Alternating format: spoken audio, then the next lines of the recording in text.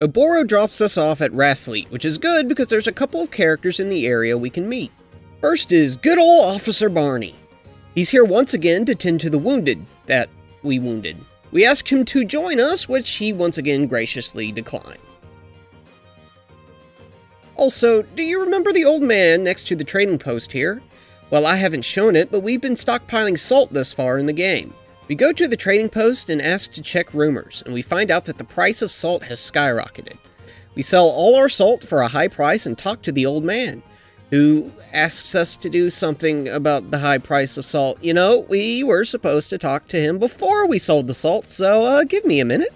So do you remember the old man next to the trading post here? Well, we check in on him, our old friend, and he tells us that the price of salt has skyrocketed. He wonders what we would do to fix the situation. Being the genius entrepreneurs we are, we just happen to have a lot of salt on hand and sell it for a nice profit. Talking to Cyro once more, he commends our intuition in lowering the price of salt by making it so there's more salt. All this talk of selling and salt starts to make him feel randy, and if there's one way to get someone on your side, it's making them randy. He joins us. Our next stop is, unfortunately, Basca Mines. We head to the pier, talk to an assistant, who lets us speak with Log, and we set off for the secret entrance. Our destination is a random spot in the second section of the mine past the dwarf camp. Why you would go here without knowing the character was there before is beyond me, but just wait until we get there, it gets even more arbitrary. One thing of note here is talking to the blacksmith at the dwarf camp reveals he's the same dwarf that was kicked out of Stormfist back during the Sacred Games. He says he'd like to forge our weapons, but he doesn't have a good enough hammer to work with right now. Anyway, we hit through the second section of the mine, you know, the long one with a lot of dead ends, until we come across the man, the legend, Egbert. And then we get into another random encounter because fuck me, I guess. Okay, so get this. We talk to Egbert, who greets us and says he's down here just because he likes being underground now. I suppose since we met him underground, that's how we were supposed to know he was here? I don't know. But anyway, as Egbert likes to do, he starts ranting about the Godwins. But this is no ordinary rant. This is a very slow rant. We have to watch this text scroll for like 2 minutes. But the kicker here is, and I can't believe they did this, but if you press anything other than the X button, when the little icon that says a dialog box is done is on screen, you don't befriend Egbert. Press the X button before he's done speaking one time, and he's gone. You missed him. Sorry, fuckhole. There's no indication here that this is what you're supposed to do. Anyone's instinct would be to press buttons to get this absurdly slow text scroll to speed up. That's the actual speed, by the way. I'm not slowing it down. And if you do, well, little Billy, I hope you saved before coming here if you want Egbert to be your friend. After he starts yelling nonsense, he'll seem to calm down and start talking normally, which you might think means you're safe. But no. Press a button, miss a character. It's not until his face changes and the text speed goes back to normal that we've passed and we can ask him to join us, which I'm tempted to not do out of spite, but he's useful and we need him, so We go to put him in our entourage and oh shit. So we need to go to Agate Prison next, but when we did the Oboro side quest, all those characters we were working with had to join our party, which means we had to take people out of our party to make room, including Sias, who we need to get the next character. We have to go all the way back through the mines again, back through Rathfleet, and return to Rainwall to get him. Then come back here. I do not want to do that. But do it we must, and do it we do'd. Unfortunately, as soon as we enter the mansion, we are interrupted by Lucerina and the main plot. Lucerina informs us that a member of the Queen's Knights has escaped the capital and arrived here. Oh hell yeah, it's Kyle.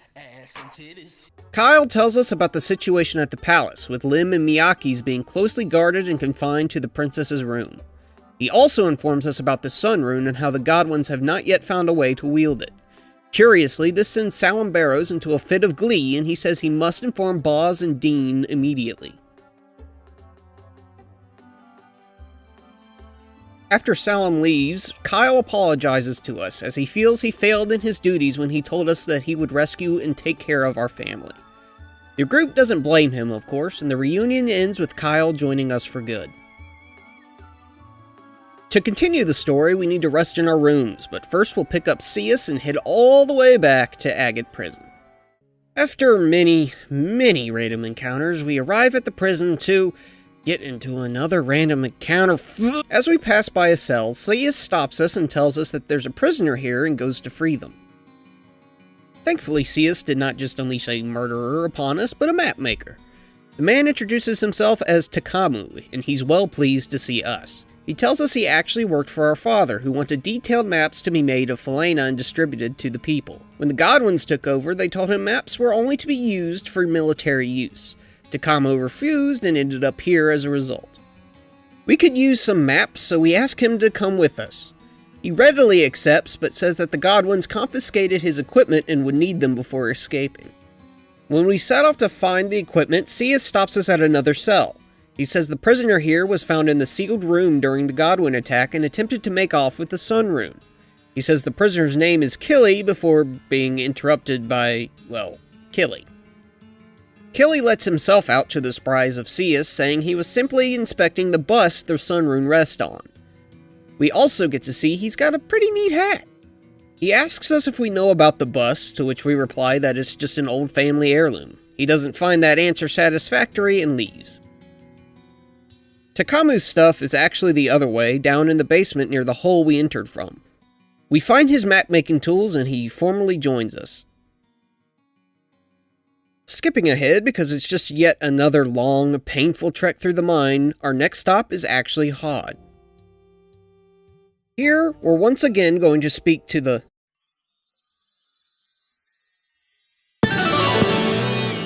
flashy woman. Oh. But this time we bring Siledes, who she likes a lot more than us. She asks our aunt who made her dress, and Siledes says she actually did it herself.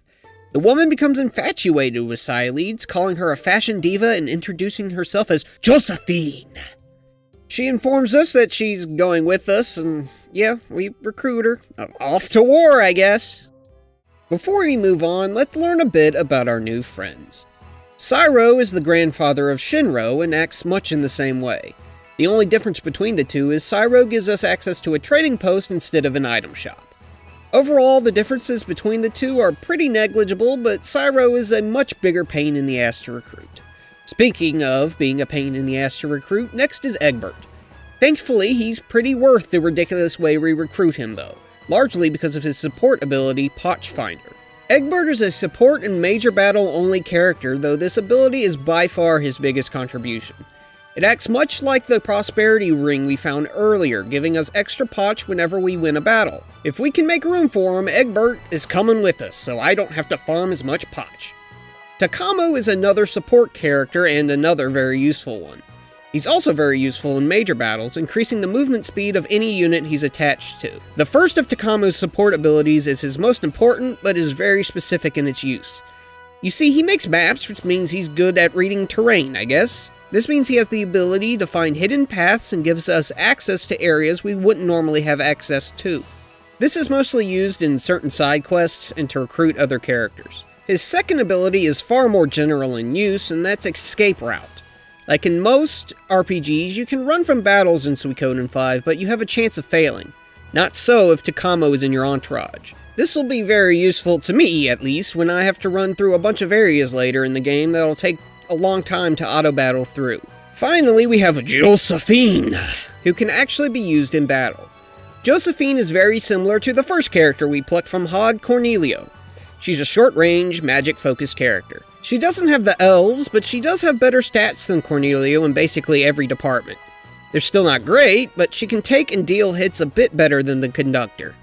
She comes equipped with a unique rune called the Red Rose rune, which kind of works against her mage-like qualities. This allows her to deal 2 times her attack damage to one enemy, which is really good. For reference, most single-target co-op attacks do 1.2 times damage.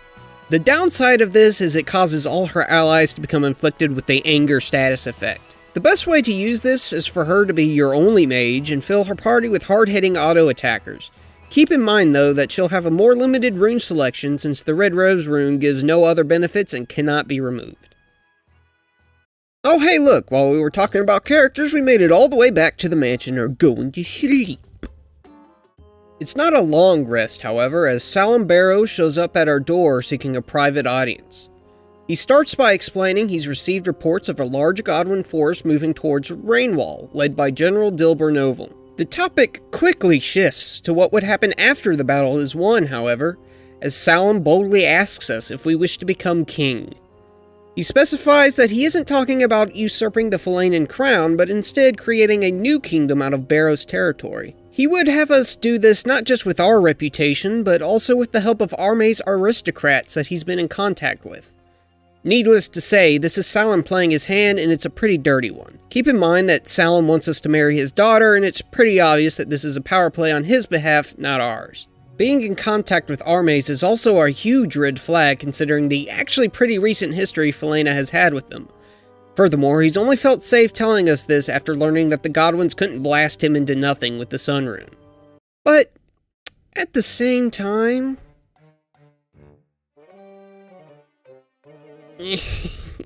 Oh, Leon! No, we were just talking about, nothing. Okay, no, never mind. I'm gonna be a king, okay? Salim and I are gonna pimp this place out.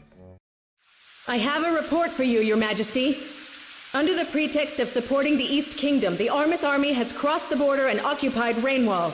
Your Majesty's brother, the pretender to the throne, has apparently been murdered by Lord Barrow's men. I see. That damn fool. Why didn't he realize he was being used by Barrows? Your Majesty, I believe now is the time for decisive action. I realize that! The East Kingdom has no right to take over our lands. Rainwall and Estrise are within the domain of my queendom. I order these lands to be reclaimed no matter what, even if it means using the Sun Rune! Yes, Your Majesty. Leave it to me.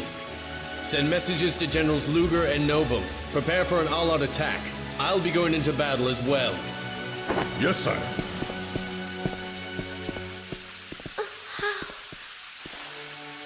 How did all this happen? You fool. You stupid, stupid fool.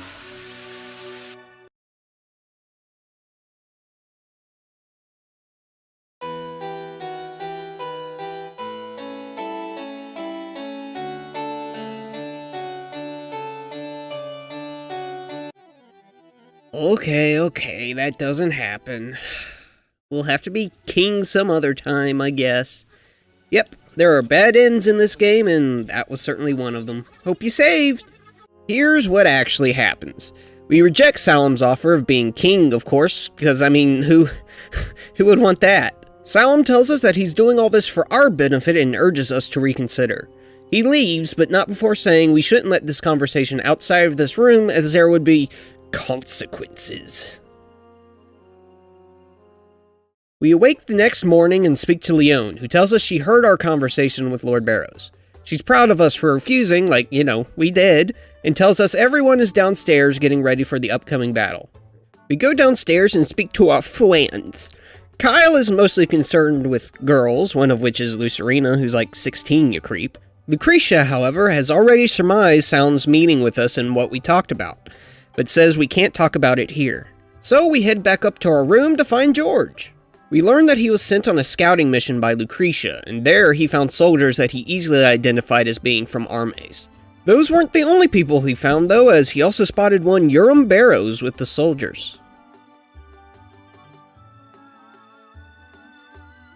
Lucerina has also joined us and explains her father has been in contact with Armes for some time, and she found notes stating he was going to make use of some of their soldiers. The party deduces that Salim's plan is for these soldiers, called the Southern Mountain Corps, to arrive just at the right moment to thwart General Novum's advance. This would no doubt collapse any support we'd have among many Falanans and certainly any sympathetic to Godwin ideals, as we'd be seen as siding with a foreign, hostile nation. This would all but force us to accept the idea of forming our own nation closely related to Armes in order to survive. Cyalides is furious at this and urges us to pack our bags immediately. Lucretia says we should wait, however, as leaving now would leave us in a much worse position with fewer allies. She says she has a plan, however it would require ruining the Barrows' reputation. Our choice here doesn't really matter. We go along with the plan regardless, but fuck Salem. Even Lucerina agrees that her father is way out of line and agrees to help. The scene fades to black here, so we don't actually get to know about the plan at this moment. So we go back downstairs. Hey, how you doing? You the prince? Wilhelm's the name of the Lindworm Mercenary Brigade. We'll be helping you out. And this is my right-hand man, Mueller. It's nice to meet. What are you looking at? Hey, Prince, you lady killer. Look at you dragging along a cute little thing like her. What? Let me tell you something. I fought all around the world, but the babe factor here has got to top them all. Look at you. Kinda makes you extra motivated, huh, Mueller? We need only the motivation to do our duty. Look at you, married to your job. Your Royal Highness! My, with the Lindworm Mercenary Brigade on our side, we're ready for anything! I think it might finally be time to give the order to go into battle, yes? What say you, Your Highness? So yeah, another creep lust after Leon. The guy with Wilhelm Mueller you may remember from the Sacred Games. He's the guy who threatened to hang the pretty boy. Anyway, we do indeed go to war. We have a few more options now, but most of our squads are still locked. For this battle, I want to make sure I have as many uses of the charge and barrage abilities as I can, as they allow you to do damage to a unit without taking damage yourself. Psylead's special ability, Cyclone, also does this. Dilber arrives and the battle starts, but Lucretia reminds us of the plan. She tells us to have all our units retreat into the forest to the south and not engage with the Godwin force at all. When we start to do this, the forces not in on the entry get confused with the Lindworm Brigade getting agitated, but nonetheless they listen. Dilber thinks we're scared and urges his forces to charge us down. It's important to not just go into the forest, but to continue heading west. If we don't, the Godwin force will catch up. When we catch sight of the hidden soldiers, Lucretia sends out a messenger. We see Urim fraternizing with the ambushers, recounting their plan of routing the Godwin forces and declaring their allegiance to Armis. The Army's general, Jadon, then receives word that both of the other forces on the field are currently heading for their position. The message Lucretia sent arrives and it was actually meant for the enemy general. The message says that we've discovered hidden Armé soldiers and would like to temporarily join forces to eliminate them. Jadon begins to interrogate Urim on what's going on, prompting Urim to make an excuse and hightail it out of there. With the soldiers not being able to follow because of the encroaching armies, he escapes. Boz and Dean are surprised to find Armé soldiers, but immediately get ready to take them on. The Lindworm mercenaries aren't so gung-ho, however, as fighting Armés was not part of their contract. They leave the battlefield. Dilber agrees to the ceasefire, and now our targets are solely the Armé soldiers. Lucretia advises us to be conservative with our own troops and allow the Godwins to take the brunt of the assault. Much like the last major battle we fought, our goal here is to either destroy all the regular enemy units or reduce the enemy general's health to about half. Here we opt to take on the little guys. They're all cavalry, making archers our best bet. We do actually have full control over the Godwin forces in this fight, and we'll be using them where possible to make direct attacks so as to not risk our own units. Overall, this isn't a difficult battle once we position our army correctly. You can lose guys here as the enemy cavalry are pretty high level, but we end up fairly unscathed.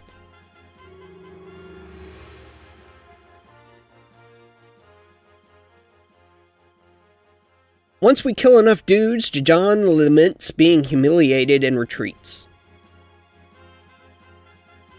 Lucretia orders Dean to follow the remaining Armé's forces, while Dilber commands his forces to return to the capital.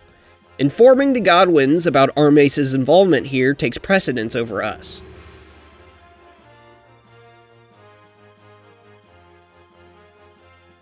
Yay, we won! We return to the Barrows mansion, where Salem congratulates us and feigns ignorance. We can't really pin anything on him, though, since we have no proof. That is, until Urim arrives, out of breath and irate. He demands revenge on Jadon and Dilber for humiliating him before...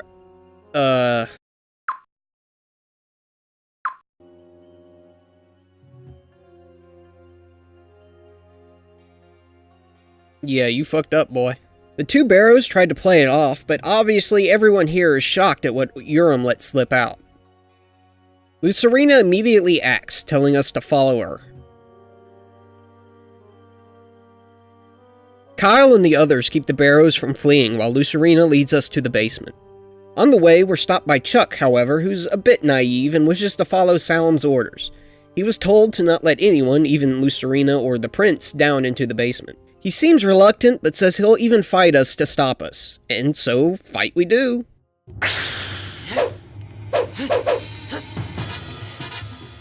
Prince, there's no way I'm gonna lose, you know. The duel with Chuck is a bit harder than our first one because a lot of his quotes are just, "I'm gonna hit you," and sometimes it's an attack and sometimes it's a special. We also get to see what happens when we tie, with both fighters taking damage.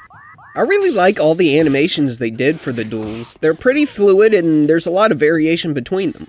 Also, our weapon is pretty cool. I'm just gonna let the rest of the duel play out. It got kind of close, but that was on purpose, just to show some more of the cool animations, okay? No way! You haven't seen the last of my strength yet!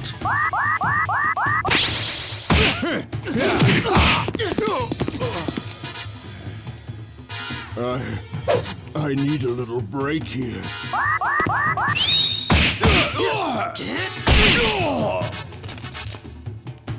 Not bad, Prince.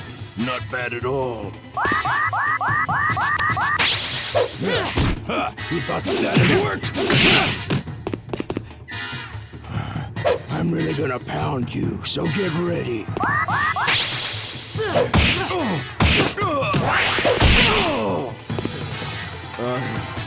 I need a little break here.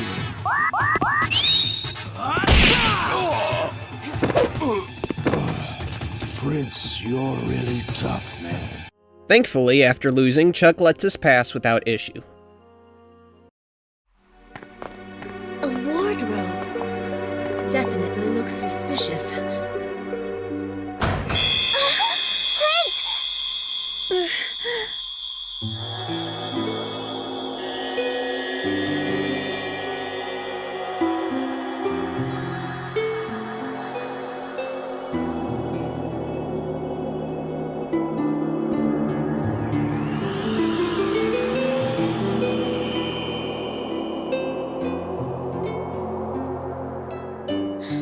What just happened? Prince, your hand! The Dawn Rune. That's the Dawn Rune? Then I guess that means my father must have... What greed and arrogance. Simply taking a rune without understanding its true power. Who are you? You, the one from the East Palace. Huh? I finally find it, only to see this child has taken possession of it. But remember this. The Dawn Rune has chosen you. You must try to be worthy of it. If you fail, then I will kill you. That will release the rune from you. I can then give it to someone more suitable. Not if I can help it! Who the hell are you anyway? There's no need for you to know anything about me. Just concentrate on how to be worthy of the rune. Hey, wait! Where did she go? Just like the East Palace. What's with that lady anyway?